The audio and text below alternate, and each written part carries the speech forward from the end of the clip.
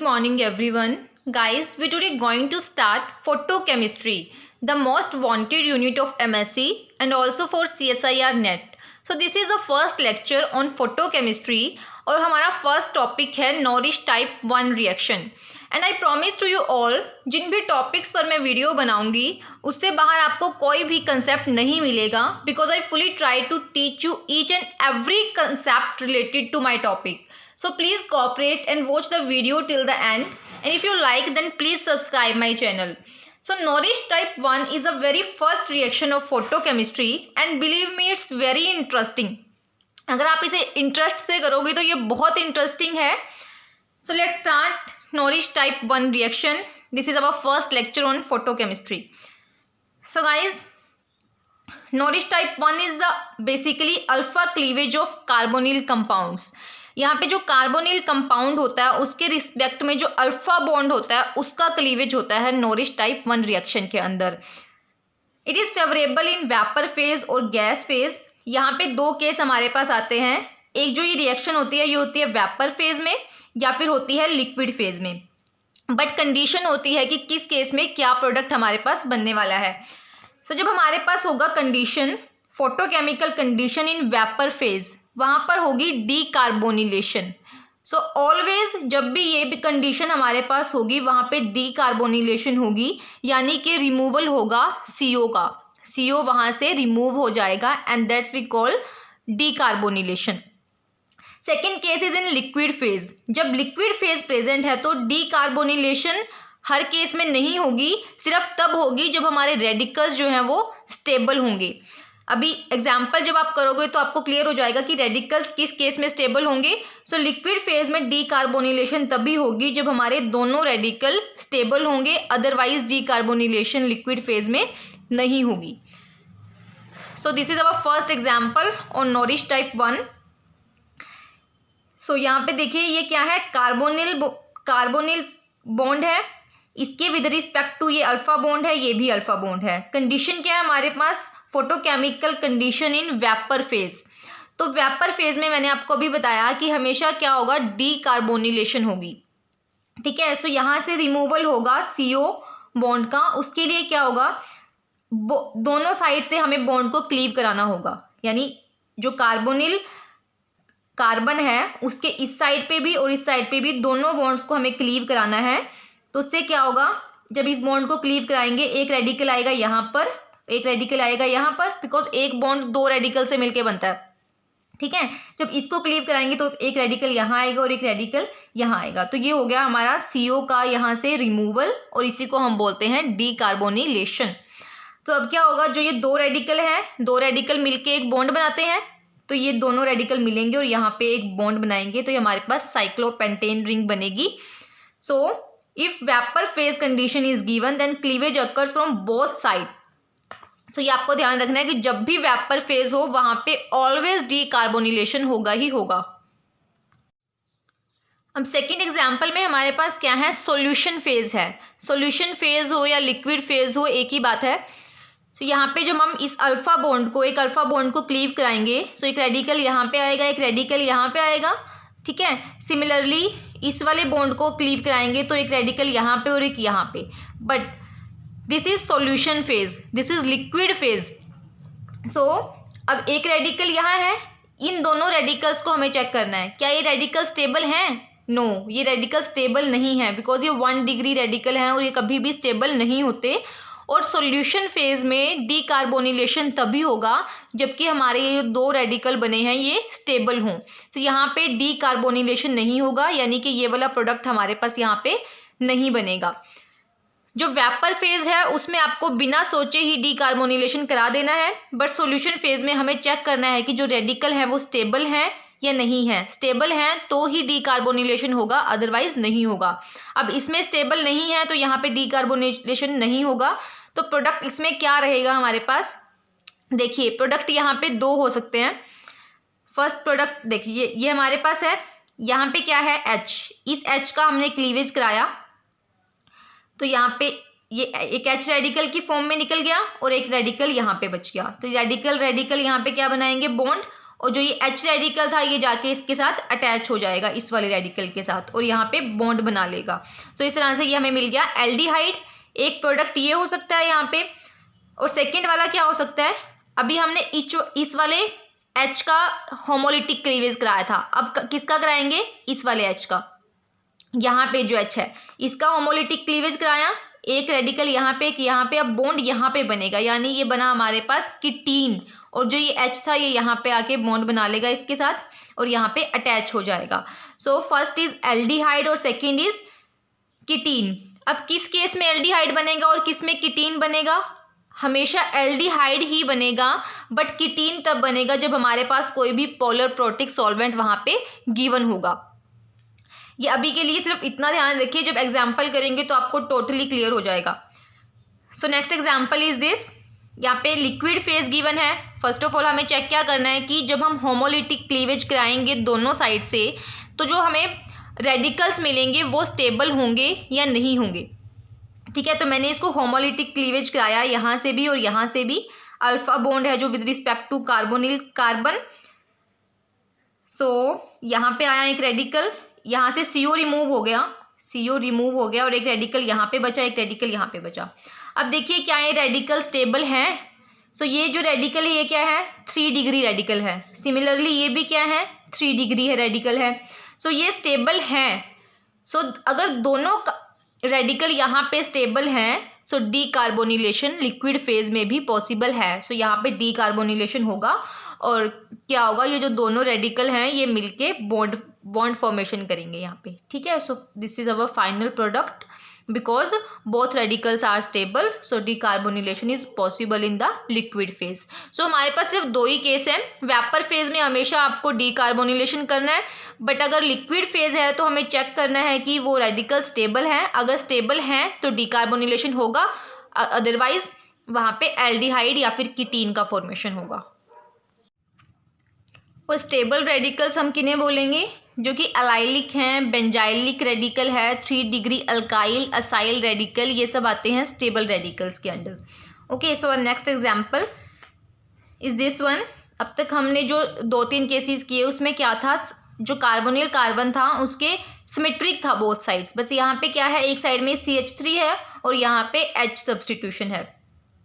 अब क्लीवेज किस साइड से होगा, सो क्लीवेज उस साइड से होगा जहाँ पे मोर, जोन सी साइड मोर सब्सटीट्यूटेड साइड होगी। So this is a more substituted side, so we have to cleave this alpha bond. So here we have 2 cases, in liquid phase और in vapour phase. In vapour phase we know there is decarbonylation always. आपको बताया कि जब भी vapour phase होगा वहाँ पे हमेशा डीकार्बोनिलेशन होगी। सो दोनों बॉन्ड्स का क्लीवेज कराएंगे और यहाँ पे एक रेडिकल यहाँ पे CO यहाँ से रिमूव हो जाएगा और ये रेडिकल मिलके यहाँ पे बॉन्ड का फॉर्मेशन करेंगे। सो जो वेपर फेज है वो बहुत इजी केस है, CO का रिमूवल करा के वहाँ पे हमें एक बॉन्ड का फॉर्मेशन कराना है। But in liquid phase we have to cleave this alpha bond because this is more substituted side. So this is one radical, this is one radical, and as there is no any polar protic solvent, अगर polar protic solvent होता तो वहाँ पे formation होता कीटीन का, but यहाँ पे कोई पोलर प्रोटिक सॉल्वेंट नहीं है। सो यहाँ पे सिंपली हमारे पास क्या बनने वाला है, एल्डिहाइड बनने वाला है। सो एल्डिहाइड के लिए क्या करना होता है, जो हमारे पास ये रेडिकल होता है कार्बोनिल कार्बन से दूसरे वाला रेडिकल के एडजेसेंट जो H एटम होता है उसका होमोलिटिक क्लीवेज कराना है। सो यहाँ से एक H रेडिकल निकल जाएगा और यहाँ पे एक रेडिकल यहाँ पे हमारे पास बचेगा, तो ये रेडिकल मिलकर यहाँ पे डबल बॉन्ड फॉर्म करेंगे और जो ये वाला रेडिकल है वो इस रेडिकल से जाके अटैच हो जाएगा। इस तरह से हमें मिल जाएगा aldehyde. So there is a formation of aldehyde in the case of liquid phase. So guys next is this one. Now here there are 2 amine groups attached. So we know cleavage is from more substituted side, this is the more substituted side, so we have to cleave the bond from this position. Okay, so one is the gas phase, second is liquid phase. In gas phase में क्या होगा, gas phase हो या vapour phase हो एक ही बात है, solution phase हो या लिक्विड फेज हो वो भी एक ही बात है। सो सॉल्यूशन या लिक्विड में कंफ्यूज नहीं होना है, गैस या वेपर में कंफ्यूज नहीं होना है। गैस वेपर की कंडीशंस वही हैं, लिक्विड सॉल्यूशन की कंडीशंस सेम है। सो यहाँ पे देखिए क्या होगा, डीकार्बोनिलेशन होगा गैसियस फेज में। दोनों साइड से इसको क्लीव कराएंगे, एक रेडिकल यहाँ पे एक यहाँ पे। सो इस तरह से CO का रिमूवल होगा और यहाँ पे हम इसका बॉन्ड फॉर्मेशन करा देंगे। बट अगर बात करें लिक्विड फेज की, तो जब हमने इस बॉन्ड को यहाँ से क्लीव कराया तो यहाँ पे देखिए ये जो रेडिकल है ये क्या है, स्टेबल रेडिकल है। This radical is stable because it is tertiary radical. But जो दूसरा रेडिकल है, अगर हम इसको भी क्लीव कराते हैं तो यहाँ पे जो रेडिकल बनेगा क्या वो भी स्टेबल है? नहीं, वो स्टेबल नहीं है। सो यहाँ पे हमें यही चीज़ देखनी है कि जो दोनों रेडिकल हैं वो दोनों स्टेबल होने चाहिए, तभी डीकार्बोनिलेशन होगा, अदरवाइज नहीं होगा। तो यहाँ पे हमारे पास सिर्फ एक रेडिकल स्टेबल है, दूसरा रेडिकल स्टेबल नहीं है। सो यहाँ पे कोई डीकार्बोनिलेशन नहीं होगा इन लिक्विड फेज, और यहाँ पे फॉर्मेशन ऑफ एल्डिहाइड होगा। ठीक है, तो जो एडजेसेंट H है उसको होमोलिटिक क्लीवेज कराएंगे, ये रेडिकल मिलके डबल बॉन्ड फॉर्म करेंगे, H जाके अटैच हो जाएगा इस वाले रेडिकल से, और ये हमारे पास बन गया aldehyde in the case of liquid phase. Next देखिए, इससे आपको क्लियर ही हो जाएगा कि गैसियस फेज में कैसे होता है और लिक्विड फेज में कैसे होता है। ये हमारे पास एग्जाम्पल है इसको गैसियस फेज में जब मैं डीकार्बोनिलेशन कराती हूँ दोनों साइड से क्लीव करके, तो एक रेडिकल ये है और एक ये है। सो यहाँ पे ये प्रोडक्ट हमारे पास बनता है। ठीक है, बट अगर इसको लेते हैं लिक्विड फेज में, तो ये दोनों रेडिकल क्या हैं, टर्शरी रेडिकल हैं, यानी कि जो दोनों रेडिकल हैं वो स्टेबल हैं। सो यहाँ पे भी क्या होगा, डीकार्बोनिलेशन होगा। यानी अगर स्टेबल रेडिकल्स बनते हैं तो लिक्विड फेज का प्रोडक्ट भी वही होगा जो कि गैसियस फेज में प्रोडक्ट होगा, बिकॉज दोनों केसेस में वहाँ पे क्या होगा, डीकार्बोनिलेशन होगा। आइए अब डिस्कस करते हैं अपना सेकंड केस, बिकॉज यहाँ पे जो था एक फॉर्मेशन हो रहा था एल्डिहाइड का और एक था कीटीन। तो कीटीन किस केस में बन रहा था, जब हम पोलर प्रोटिक सॉल्वेंट यूज़ करते हैं तब बनता है कीटीन। तब वही केस हम डिस्कस करेंगे यहाँ पे कि जब when we use polar protic solvent formation of ketene। so यहाँ पे देखिए this is our cyclohexanone in under photochemical condition we have this polar protic solvent ROH। अब यहाँ पे हमें पता है कि अगर कोई भी सॉल्वेंट हमें गिवन है पोलर प्रोटिक सॉल्वेंट, सो क्या पोलर प्रोटिक का मतलब है कि पोलर भी होना चाहिए और वहाँ पे कोई प्रोटोन भी प्रेजेंट होना चाहिए। यहाँ पे प्रोटोन है H और ये पोलर भी है बिकॉज इलेक्ट्रोनेगेटिविटी डिफरेंस है। सो यहाँ पे फॉर्मेशन होगा कीटीन का। तो उसके लिए क्या करते हैं, एक बॉन्ड को क्लीव कराया हमने, this is radical this is radical. So ketene कब बनता है, जब जो कार्बोनिल ग्रुप होता है उसके विद रिस्पेक्ट टू जो H होता है उसका होमोलिटिक क्लीवेज हम कराते हैं। सो इसका होमोलिटिक क्लीवेज कराएंगे, ये H रेडिकल की फॉर्म में निकल जाएगा, यहाँ पे बचेगा एक रेडिकल और एक रेडिकल यहाँ पे पहले से है, ये मिलके क्या बनाएंगे, डबल बॉन्ड। ठीक है, और जो ये जो H रेडिकल है ये यहाँ पे जाके अटैच हो जाएगा। सो इस तरह से हमें कीटीन देखने को मिलेगा, दिस इज अवर कीटीन। अब क्या होगा, अब जो सॉल्वेंट है, सॉल्वेंट जाके जो O के लॉन पेयर्स हैं वो जाके अटैक करेंगे इस वाली पोजीशन पर, और ये जो डबल बॉन्ड है ये जाएगा इस तरफ। तो यहाँ पे क्या आएगा, नेगेटिव चार्ज, और ये ORH अटैच हो जाएगा इस वाले कार्बन पर। ठीक है, सो यहाँ पे अटैच हो गया ORH, O have positive charge due to donation. So अब ये पॉजिटिव चार्ज को स्टेबलाइज करेगा, H यहाँ पे, ये बॉन्ड इधर मूव करेगा। सो ये बनेगा हमारे पास OR, और H जो होगा वो यहाँ पे जाके अटैच हो जाएगा। So we have this product derivative of carboxylic acid. So when we use polar protic solvent there is formation of ketene and product is always carboxylic acid or derivative of carboxylic acid. So product is always carboxylic acid or its derivative. आइए next example करते हैं कीटीन से related. देखिए ये था हमारे पास, अब देखिए ये है कार्बोनिल बॉन्ड, कार्बोनिल कार्बन। अब इसके विद रिस्पेक्ट टू एक अल्फा बॉन्ड ये है और एक ये है, क्लीवेज किस साइड से होगा, इस साइड से, because this is more substituted side. ठीक है, so cleavage homolytic cleavage occurs on this side, here is one radical, here is also one radical, now we have polar protic solvent here, so there is a formation of ketene। सो जो carbonyl group है उसके with respect to जो H है उसका homolytic cleavage यहाँ पर होगा। सो यहाँ पे H रेडिकल की फॉर्म में बाहर निकल जाएगा और H यहाँ पे जाके अटैच हो जाएगा H रेडिकल, ठीक है, ये रेडिकल स्टेबलाइज हो जाएगा यहाँ से। और जो यहाँ पे एक रेडिकल बना है ये बना लेगा यहाँ पे डबल बॉन्ड, सो ये हमारा बन गया कीटीन। अब जो सॉल्वेंट है वो अटैक करेगा इस वाले कार्बन के ऊपर, ये डबल बॉन्ड के इलेक्ट्रॉन्स मूव करेंगे यहाँ पर आएगा हमारे पास नेगेटिव चार्ज और ये अटैच हो जाएगा इस पोजीशन पर। फिर फर्दर H स्टेबलाइज करेगा पॉजिटिव बॉन्ड को ऑन O, इसको स्टेबलाइज करेगा और यहाँ पे आ जाएगा OH और ये H मूव कर जाएगा इस पोजीशन पर। So this is our final product. So what is the conclusion? Conclusion is the same, when solvent is polar or polar protic solvent is given then there is a formation of ketene always. So ये था formation of कीटीन। अब तक जो हमने cases discuss किए उसमें cyclohexanone rings थी या हायर मेंबर रिंग्स थी, बट अब हम डिस्कस करने वाले हैं Norrish type 1 reaction in cyclopentanones. So there is a different rules for cyclopentanone and cyclobutanol. Let's discuss. So this is cyclopentanone in vapor phase. We know there is decarbonylation, so cleavage occurs from both sides. This is one radical, this is one radical, removal of CO is CO.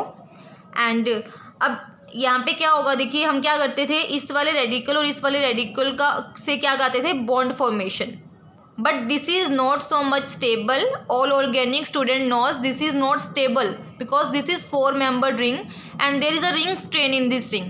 So 4-membered ring is not so much stable. So अब हमारे पास अगर stable product ही नहीं आया तो हम मतलब कोशिश करेंगे ना कि कुछ ऐसा प्रोडक्ट बनाएं जो एटलीस्ट स्टेबल हो। सो यहाँ पे क्या पॉसिबिलिटी रहती है कि जो भी अल्फ़ा बीटा, वैसे ये अल्फ़ा बीटा नहीं होता, पर आप मान लीजिए कि जो रेडिकल के with respect to alpha beta position पर जो बॉन्ड होता है उसका क्लीवेज यहाँ पर हो जाता है। इसका हमने होमोलिटिक क्लीवेज कराया, तो एक रेडिकल आएगा यहाँ पर और एक रेडिकल आएगा यहाँ पर। तो अब क्या करेंगे, ये बॉन्ड क्लीव हो गया यहाँ से, सो एक डबल बॉन्ड इस तरह से फॉर्म हो गया हमारे पास। सो एक डबल बॉन्ड बन जाएगा यहाँ पर और एक डबल बॉन्ड बन जाएगा यहाँ पर। सो ये 2 इथाइलिन मॉलिक्यूल हमें मिलेंगे। So this is our major product और this is the product because this is not stable. So in the case of cyclopentanone there is a cleavage of this bond between radicals, so we have this ethylene as a major product. Let's discuss another example. This is also cyclopentanone, but now there is a liquid phase condition. So if we have liquid phase, then after cleavage radical is not stable, so there is no decarbonylation because in liquid phase decarbonylation occurs only when radical is stable. So अब क्या होगा, जो H है यहाँ पे देखिए कोई भी सॉल्वेंट तो नहीं है, सो यानी कि कीटीन का फॉर्मेशन तो नहीं होगा यहाँ पे। सो जो इस वाले रेडिकल के विद रिस्पेक्ट टू H है उसका होमोलिटिक क्लीवेज होगा। सो H रेडिकल की फॉर्म में निकल जाएगा और जाके अटैच हो जाएगा इस वाले रेडिकल से, और यहाँ पे जो रेडिकल बनेगा वो यहाँ पे डबल बॉन्ड का फॉर्मेशन कर लेगा। सो this is our final product aldehyde in the liquid phase. Next example. So this is our reactant and this is carbonyl group. So there is a cleavage of this one. This is solution phase. So अगर एक bond को हमने cleave कराया, यहाँ पे radical आएगा, यहाँ पे आएगा। अब ये जो रेडिकल है ये स्टेबल है, तो हमें चेक करना है क्या सेकेंड रेडिकल जो फॉर्म होगा वो भी स्टेबल होगा। इससे भी क्लीव कराया, अब जब उसे क्लीव कराया तो जो ये दोनों रेडिकल हैं ये टर्शरी रेडिकल्स हैं और ये हमारे पास स्टेबल होते हैं। सो अगर दोनों रेडिकल स्टेबल हैं सो डीकार्बोनिलेशन पॉसिबल है। सो यहाँ से रिमूवल हो जाता है CO का। आफ्टर दैट अगर इसको हम रेडिकल से यहाँ बॉन्ड फॉर्मेशन करा देते हैं तो ये क्या होता है, वेरी स्ट्रेन 4-membered रिंग होगी, बिकॉज यहाँ पे तो डबल बॉन्ड भी प्रेजेंट है, ये तो ये और भी ज़्यादा स्ट्रेंड होगी। सो ये प्रोडक्ट तो यहाँ पे नहीं बनने वाला।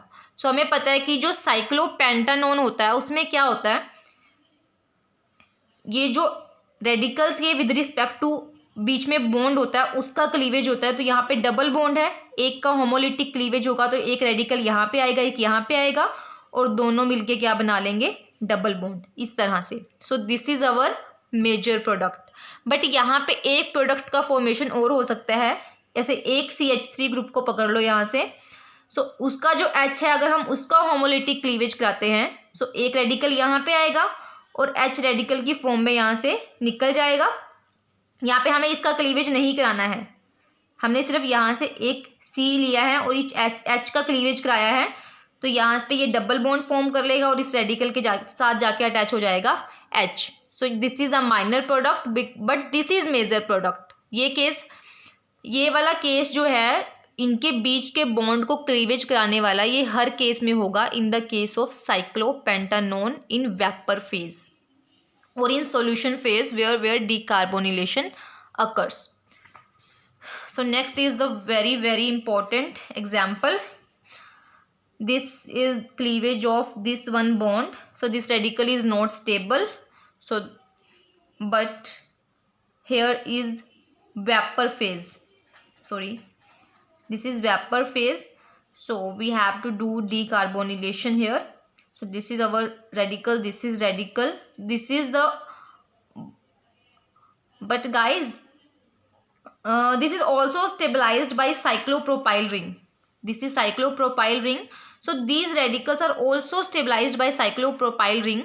So अगर यहाँ पे liquid phase भी होता तब भी decarbonylation यहाँ पे possible था। तो अब क्या होगा, इनके बीच में जो बॉन्ड है इसका होमोलिटिक क्लीवेज होगा, यहाँ पे एक रेडिकल आएगा और एक रेडिकल आएगा यहाँ पर। सो ये बॉन्ड तो क्लीव हो जाएगा और यहाँ पे हमारे पास बन जाएंगे दो double bond. So this is our product.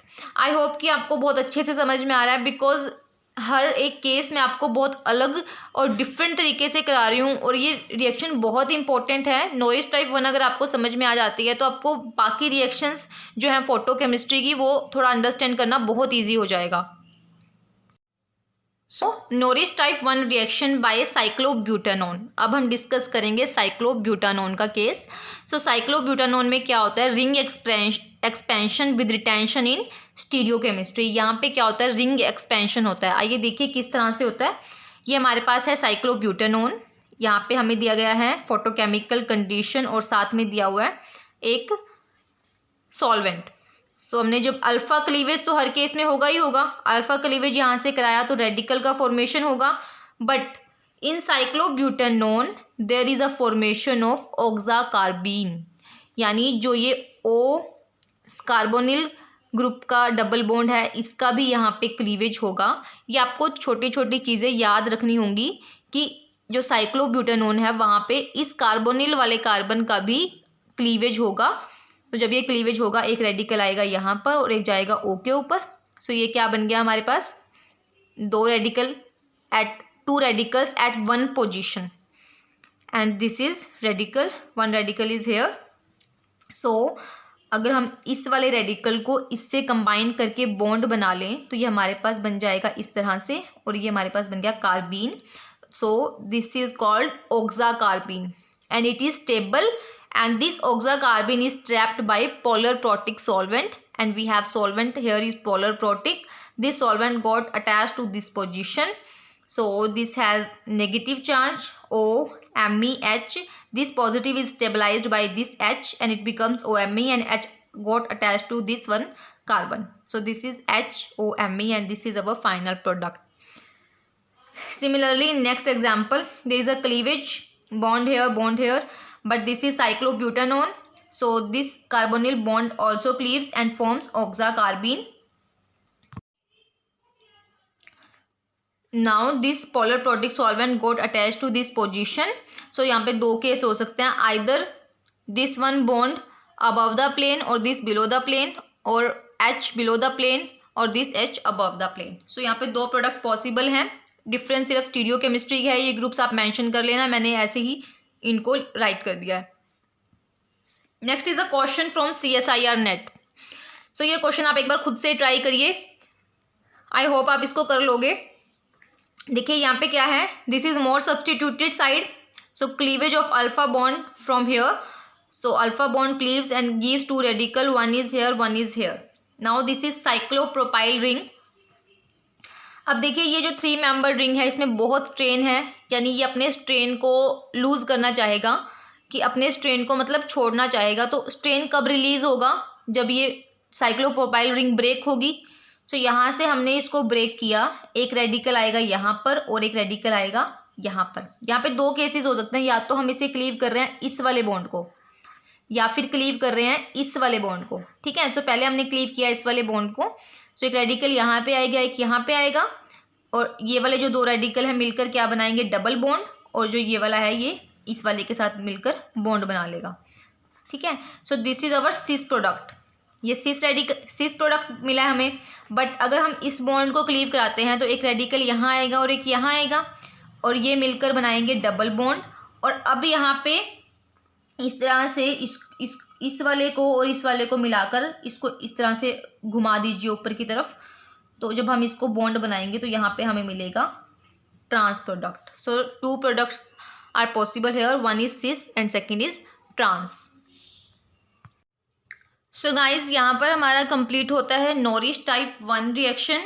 I hope कि आपको बहुत अच्छे से ये समझ में आ गया, क्योंकि मैंने बहुत सारे एग्जांपल्स आपको कराए हैं। फिर भी आपको कोई डाउट है तो आप कमेंट सेक्शन में मुझसे डिस्कस कर सकते हैं। नेक्स्ट वीडियो में हम लोग स्टार्ट करेंगे नॉरिश टाइप 2 रिएक्शन।